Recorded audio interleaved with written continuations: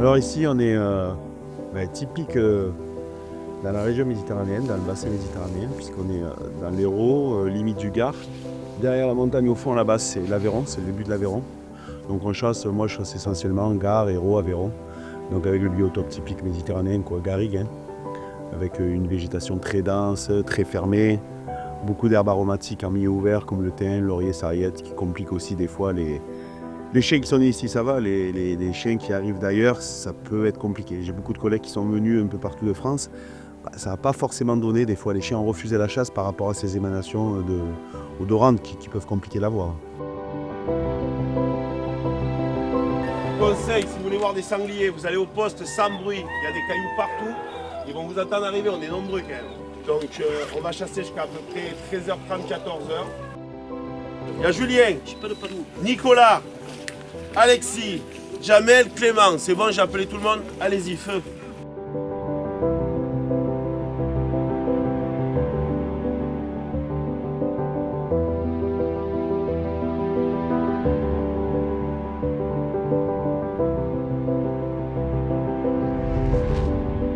Alors ici, vu le nombre, vu les étendues, on chasse toujours des parcelles qui font minimum, je dirais minimum, c'est 300 hectares, minimum, mais 300 hectares, c'est ce qu'on cadastre.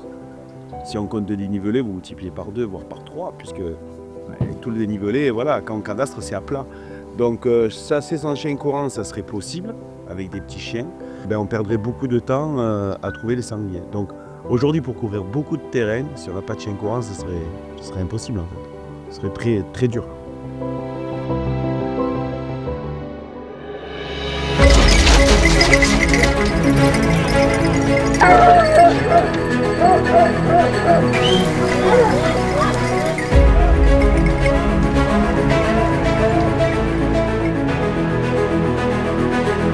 Ici, on ne fait pas le pied, tellement il y a de la densité, il y a très peu de communes qui font le pied. On lâche, on fait, allez, si on fait des fois 100 mètres, 150 mètres, on prend une voie de suite, on lève.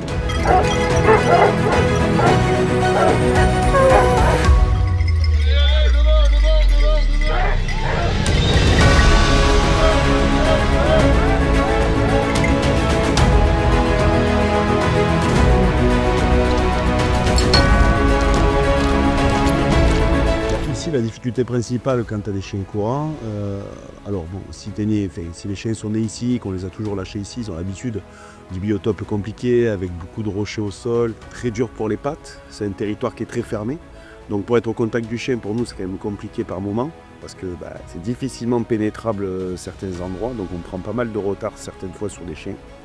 Donc ça, c'est le plus dur. Et puis après, pour arriver à couper les chiens, parce qu'on n'a pas énormément de pistes et de chemins, donc il faut vraiment connaître les endroits où on peut aller, sur des crêtes notamment, pour arriver à faire les rappels, etc.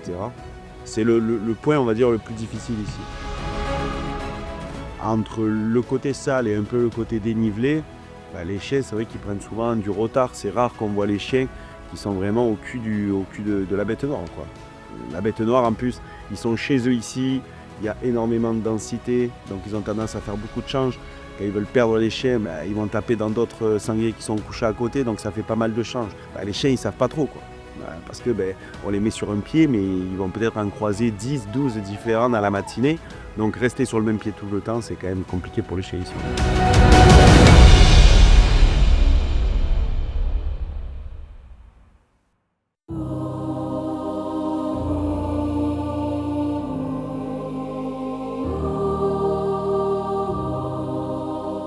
On a quand même une richesse de biotopes qui est incroyable ici, puisque on peut être en garrigue, on peut monter dans les Cévennes où il y a du châtaignier, il y a du fayard, et puis on descend aussi dans les marais, puisque en gros dans un rayon de 100 km, on peut lâcher des chiens courants en bord de mer dans les marais et faire la Camargue, et puis le lendemain on peut être en garrigue, et le surlendemain on peut être en plein milieu des bois cévenols, où là il y a un peu plus de dénivelé, le milieu est un peu plus ouvert.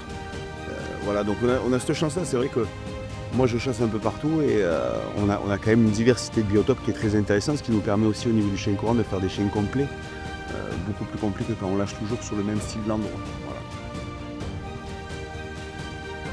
Pas chasser chez moi, ça serait difficile à accepter de ne pas chasser à la garrigue parce qu'on est né ici et que pour nous c'est notre biotope par prédilection. parce qu'on a des super paysages, c'est vallonné, c'est rocheux, il y a des lignes de crête, donc on a quand même un joli biotope. On a une densité de sangliers qui, en fait, en voyageant un peu partout en France, c'est pas tout le monde qui a des densités comme ça.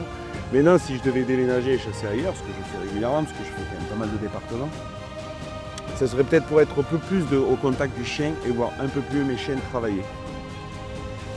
Depuis que je suis gamin, j'ai des chiens, j'ai toujours été dans ce milieu-là. Je ne me verrais pas chasser sans chien. Si demain j'ai plus de chien courant, j'arrête la chasse au gibier, bien sûr.